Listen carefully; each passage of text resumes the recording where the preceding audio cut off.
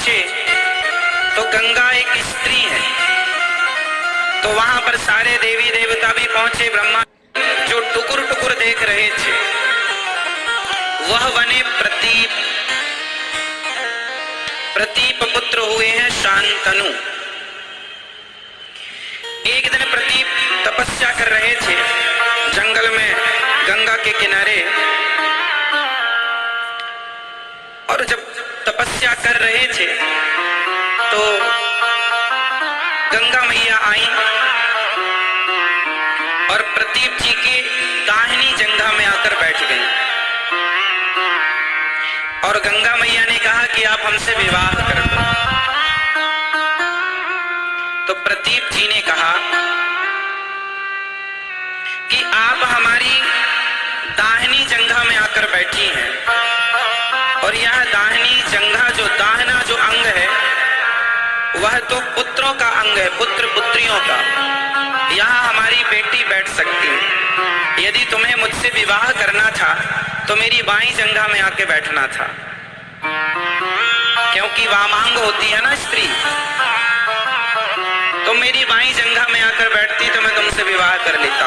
अब तुम मेरी दाहिनी जंघा में आकर बैठी हो, इसलिए तुमसे मैं विवाह नहीं करूंगा, पर मेरा बेटा है वह तुमसे विवाह करेगा। देखिए जरा कितनी बड़ी मर्यादा है ना, ये छोटी सी बात है कि एक गंगा मैया कितनी सुंदर रही होंगी, वह आकर बैठी ऑफर कर रही हैं हमसे विवाह करिए।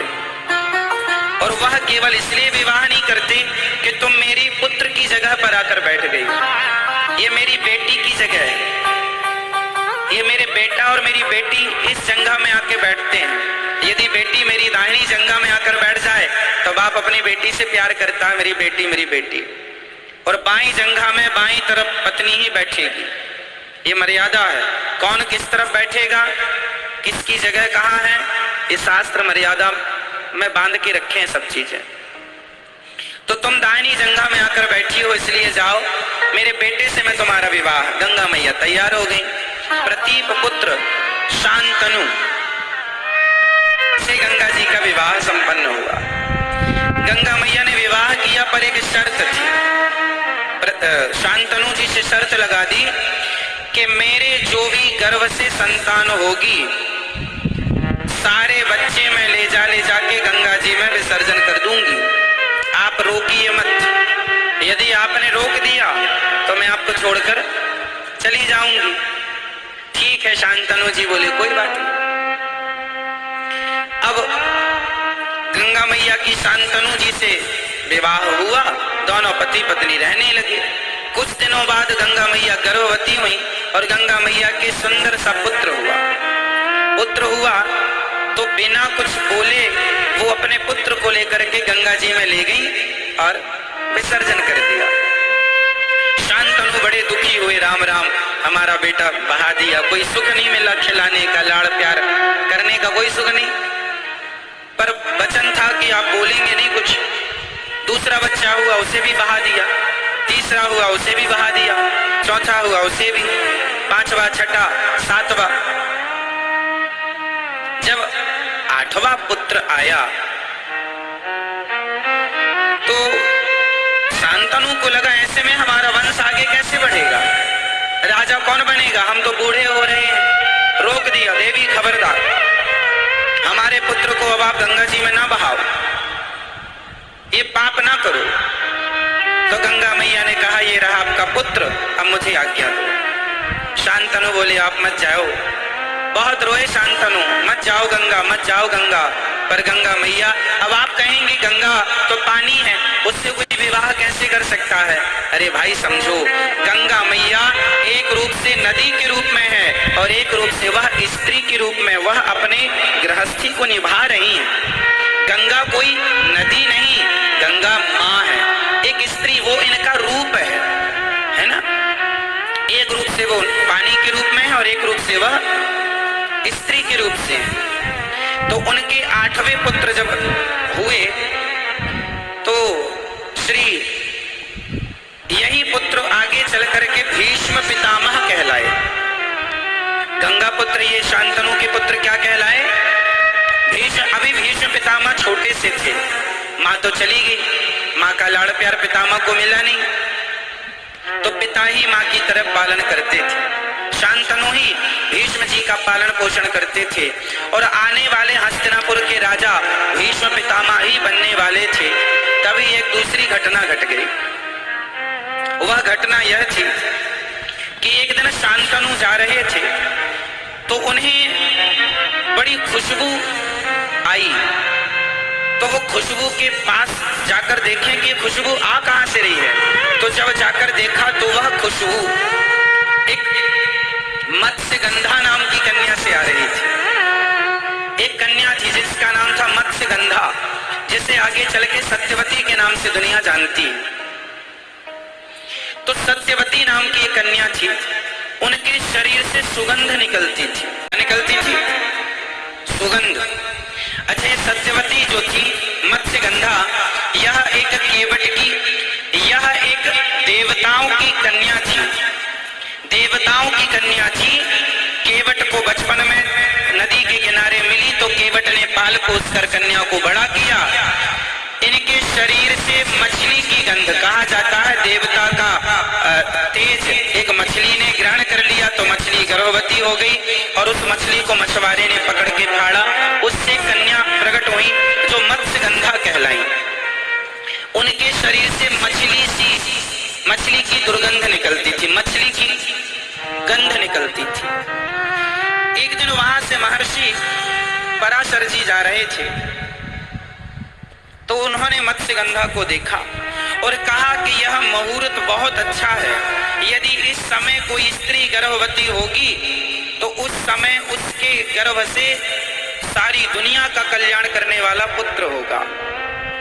तो वह मत्स्यगंधा नाव चलाया करती थी तो वो नदी से पार लोगों को लगाती। तो आज महर्षि पराशर नाव में बैठे और महर्षि पराशर जो थे उन्होंने कहा कि देवी, आज यदि तुम गर्भवती हो गई तो तुम्हारे गर्भ से समाज का कल्याण करने वाला पुत्र होगा। उन्होंने कहा महाराज कैसे हो सकता है, दिन है और चारों तरफ लोग देख रहे हैं ना। उन्होंने कहा मैं अभी दिन को ठीक करता हूँ। तो संत ने अपने तप बल से उन्होंने कोहरा प्रकट किया, कोहरा छा गया, कोई अब किसी को देख नहीं सकता था और उसी नाव में वह मत्स्यगंधा गर्भवती हो गई। और जैसे ही गर्भवती हुई तो 9 महीने बाद नहीं, 9 घंटे बाद नहीं, तुरंत हाथों हाथ बच्चा प्रकट हुआ जो वेद व्यास जी कहलाए। भगवान नारायण ही व्यास रूप में प्रकट हो गए वेद व्यास जी। ये व्यास जी का प्राकट्य। भगवान 24 अवतारों में भगवान का एक अवतार वेद व्यास जी का अवतार है। तो वेद व्यास जी प्रकट हो गए। अब महर्षि पराशर ने कहा कि जाओ, मैं तुम्हें आशीर्वाद देता हूं कि तुम फिर से कुंवारी हो जाओ। मत्स्यगंधा फिर से कुंवारी हो गई और कहा कि तुम्हारे शरीर से अब दुर्गंध नहीं आएगी, अब तुम्हारे शरीर से 100 योजन तक खुशबू ही खुशबू फैलेगी। तुम यहाँ खड़ी हो तो 100 योजन तक खुशबू रहेगी। अब आप लोग कहें कि साधु ने क्या गलत कर दिया ना। देखिए, ये साधु संत हैं, ये त्रिकालज्ञ हैं। जो आदमी कोहरा प्रकट कर सकता है तुरंत, जो आदमी उनके शरीर से दुर्गंध मिटाकर सुगंध भर सकता है, वो कोई सामान्य नहीं हो सकता। अब यहाँ आप ये ना सोचिएगा कि कैसे साधु थे, बताइए उन्होंने मत्स्यगंधा के संग क्या किया।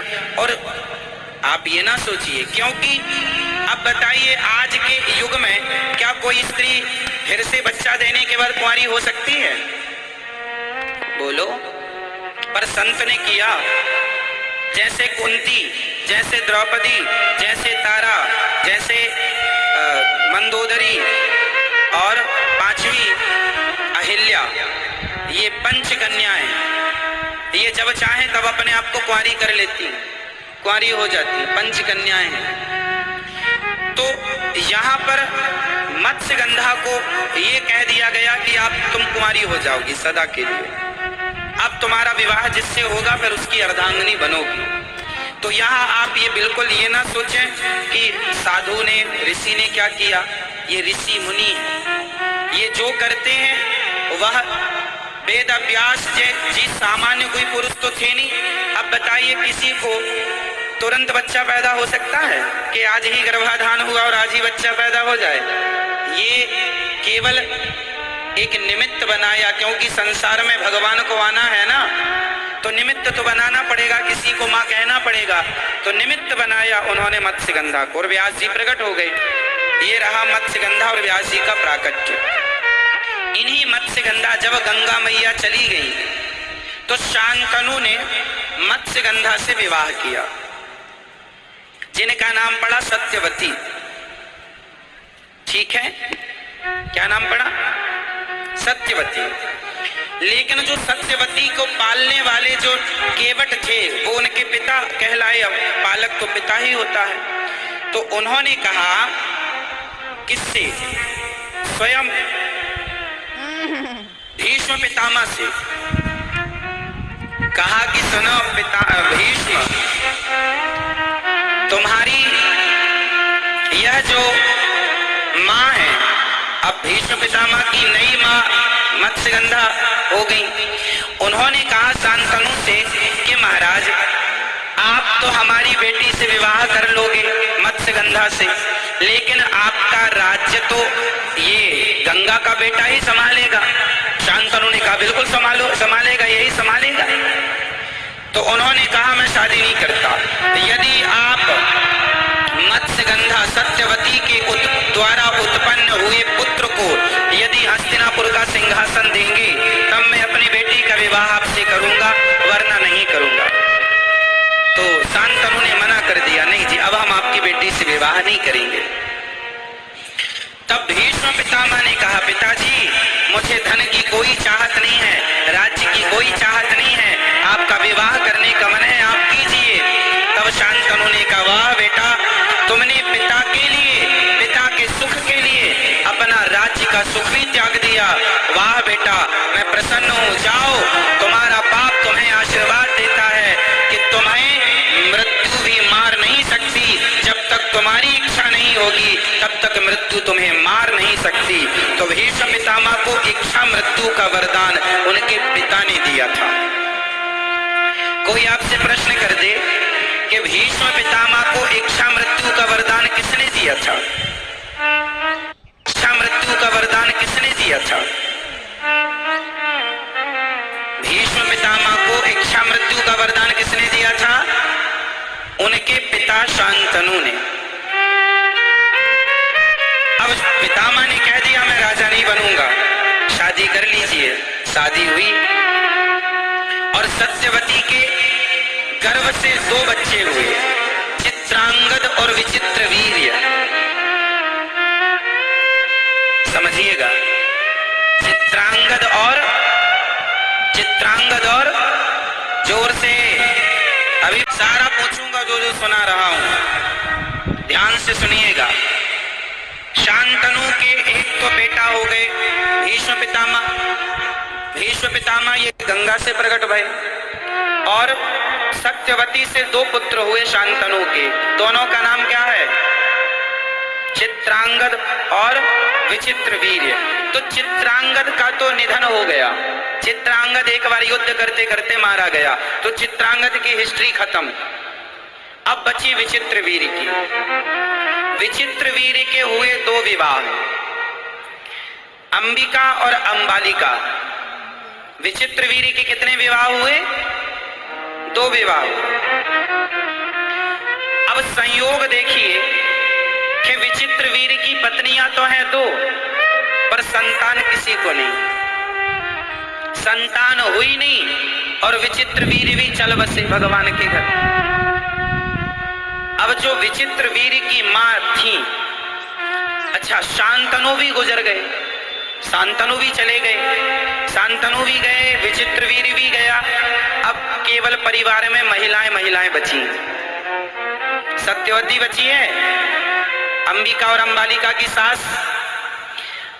अब संतान हुई नहीं और हस्तिनापुर का सिंहासन अब किसको दें, क्योंकि ये राजगद्दी है ना, इस सिंहासन पर योग्य राजा ही बैठेगा। और भीष्म पितामह से कहा गया है कि वो राजा बन नहीं सकते। उन्होंने प्रतिज्ञा ले ली है कि मैं राजा नहीं बनूंगा, जब तक मैं जीऊंगा अखंड ब्रह्मचारी। अच्छा ये भी शर्त थी कि चलो पितामह तो राज्य नहीं लेंगे, पर पितामह के बच्चे राज्य लेंगे। तो पितामह ने कह दिया था मैं अखंड ब्रह्मचारी रहूंगा, मेरी संतान ही, जब शादी नहीं होगी तो संतान का कोई सवाल नहीं। तो भीष्म पितामह राजा बन नहीं सकते क्योंकि प्रतिज्ञा है, और वो शादी भी नहीं कर सकते क्योंकि ये भी प्रतिज्ञा है। अब राज्य चलाए कौन? 2 पत्नियां हैं। अब पत्नियां क्या करेंगी? तब सत्यवती ने अपने बड़े बेटे को स्मरण किया। बताओ सत्यवती के बड़े बेटे कौन? जोर से, जोर से भैया बोलो। अभी बताया ना हमने पूरा। चित्रांगद तो मर गए, विचित्र वीर भी मर गए। अब कौन बचा? कौन बचा? बचा कौन बचा? वेदव्यास जी, जो कि शांतनु के विवाह से पहले ही उनका जन्म हो चुका था।